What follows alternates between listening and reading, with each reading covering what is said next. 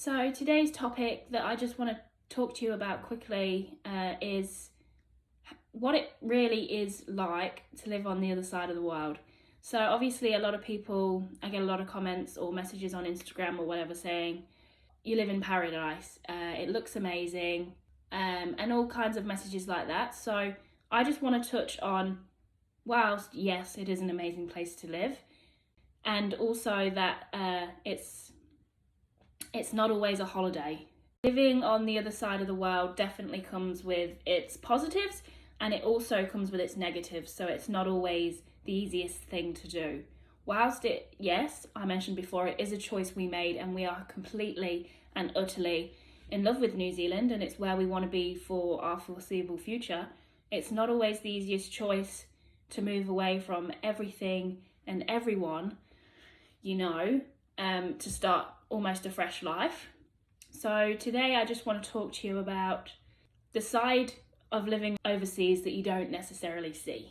This obviously isn't the most positive of topics to be talking about, but I just want to make people aware that yes, it's not always as easy as it may seem, and it's not always as easy as maybe what you see on social media or what you see from people that you know that have moved overseas. Basically, we've lived in New Zealand now permanently without leaving for 3 years and 7 months, and whilst it's absolutely been a whirlwind, homesickness can be rife. It can come in absolute waves of emotion, and it can be really, really hard to shift. I can get homesick. Like I say, you go through phases, but I get really bad. It's not even necessarily homesickness. It's just having this feeling of longing to be with people that you can't be with, only because of obviously the current situation. There's border restrictions, whatever, and the not knowing of when you will be with those people again. So Luke doesn't necessarily get much homesickness, not that he informs me of anyway. He's a pretty happy guy, living his absolute best Kiwi life, but he definitely picks me up when I can go through real rough stages of just being sad.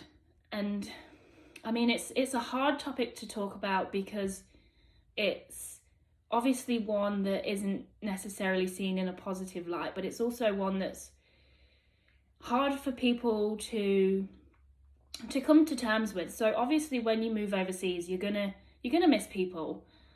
Those people were in my life for the best 20 years of my life before I decided to move across the other side of the world. So those are people that you're used to having around, and then when all of a sudden every single one of them is gone, well, they're not gone, but when every single one of them is unreachable physically, the pain my heart can go through can sometimes be intolerable. The days when the homesickness, the longing to see people, and the sadness, the days when they're around, I can struggle to function. But what I mean is to encourage yourself, or almost re-persuade yourself as to why you made this choice and why it is the best choice for you. Now New Zealand has my absolute heart, my whole heart. Coming to New Zealand and actually making a life here, I have never felt more comfortable in a country. I honestly think that this is where I should have been born. I know I'm British, and obviously I don't want to push that aside and disregard that completely, but the way I feel in New Zealand, it 100% feels like home.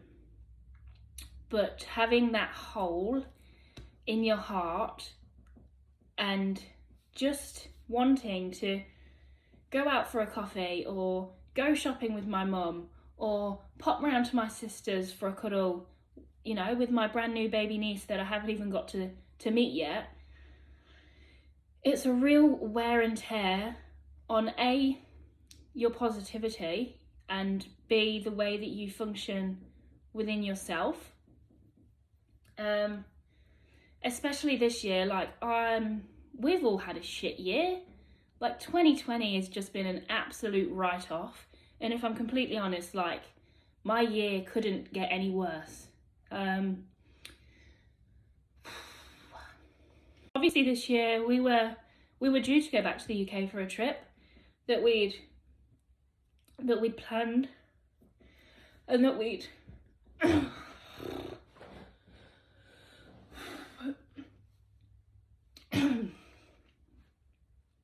obviously this year we were due to come back to the UK for a trip that we'd planned.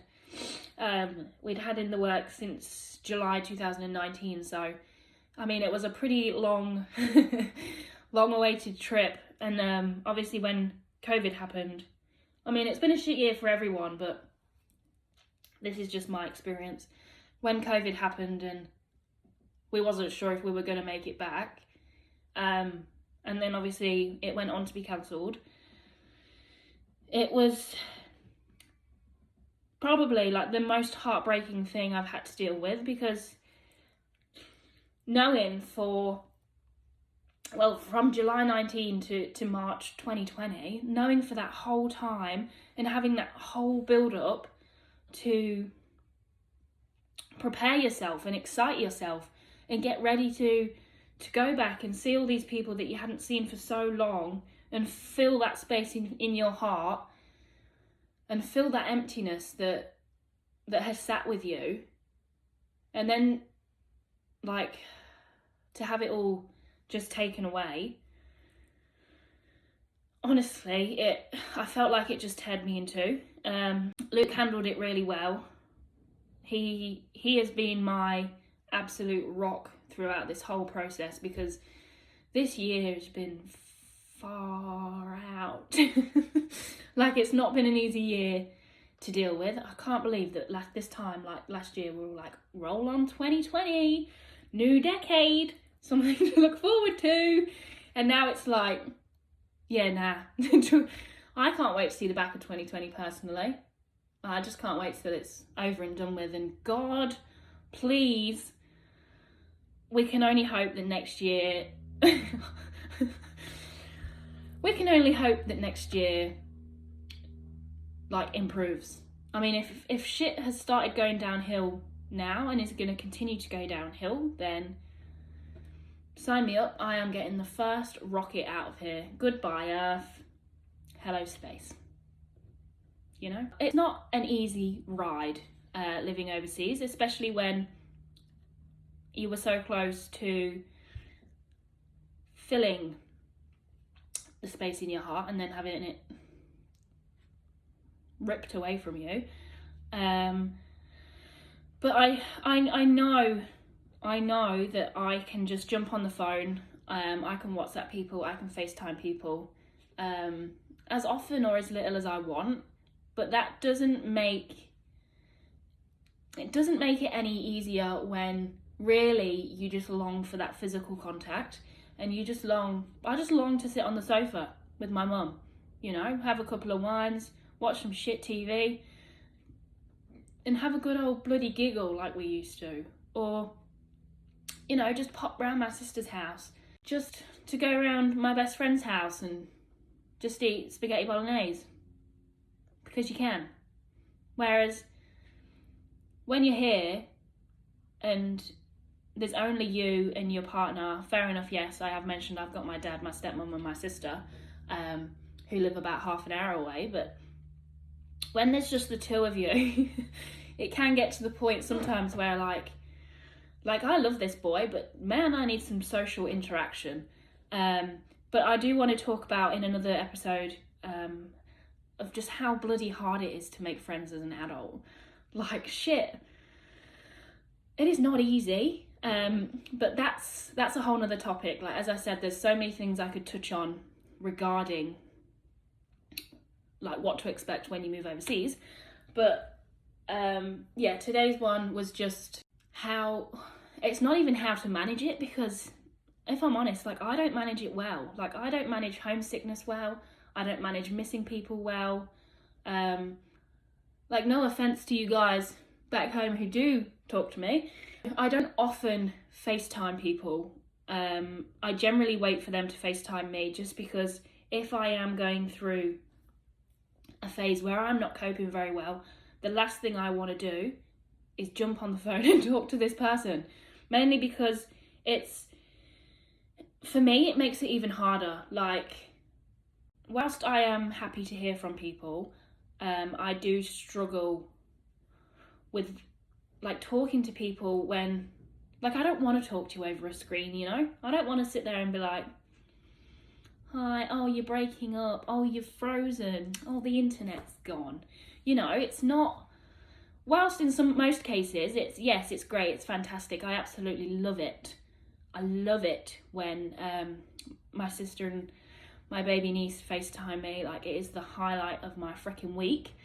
But, I mean, I find it hard to speak to my mum. I find it hard to speak to my best friend, mainly because it makes me miss them more. Like, seeing them on a screen, but not being able to actually enjoy their company physically, I find really hard to deal with. And nobody ever tells you, or nobody ever talks about the fact that people are like, oh, you're feeling homesick. It's like, yes, but it's not just homesickness. Like, I don't miss the place. Not in one bit do I think, oh, I'd love to go back to Leicester. Because I don't. Like, it's just not for me, okay? It's not for me. But it's that longing for people and longing to spend time with loved ones that, and you know you can't. Like, when can I? When will I be able to? The current situation of the world is an absolute shit state. And the fact that we were so close to coming back, like days away, like 5 days away, and now I sit here and I'm like, well, when will I be able to go back? Because I am not I am not leaving this country until I know I can get back in. Because the way New Zealand is with the border restrictions, I'm not a New Zealand resident. I am not a New Zealand citizen. So if I leave this country, that's it. I can't get back in. Not until they lift the border restrictions. My visa relies on my job, and my job relies on me being here. And just to secure our future here, obviously, like, we have been working so hard for the last 4 years to get residency, to make New Zealand our home, to become Kiwis, that I can't, it's selfish of me, but I can't afford to throw that away. It's been a lot of hard work, a lot of stress, a lot of graft. And if I'm honest, like, every time a visa application rolls around, it's traumatic. It's the worst thing on your mental health, and the stress of it is just, even talking about it, like, it gets me writhed up, because we've done it so many times, and every time, like, I'm a wreck. I am refreshing that immigration page, like, solidly every hour. And these things take, like, I think the last one took like 6 weeks to come through. Can you imagine spending 6 weeks' time completely devoted to the immigration website, waiting for that visa to come through? Like, is it there yet? Is it there yet? So, yeah, it's great. We love New Zealand. I just sometimes wish it wasn't so bloody far away. So I'm going to wrap that video up there. Like I said, it's not the most positive of subjects, but it's one that I do struggle with. I just want people, especially my family and friends who watch these videos, to know that I'm not always being ignorant. Sometimes I'm just struggling. Thank you for taking the time to watch this, and yeah, there'll be more videos coming soon. There's a lot to talk about, like I said, in terms of, there's a lot to talk about in general, like New Zealand, immigration, my journey, my experiences, others' experiences. There will definitely be more to come.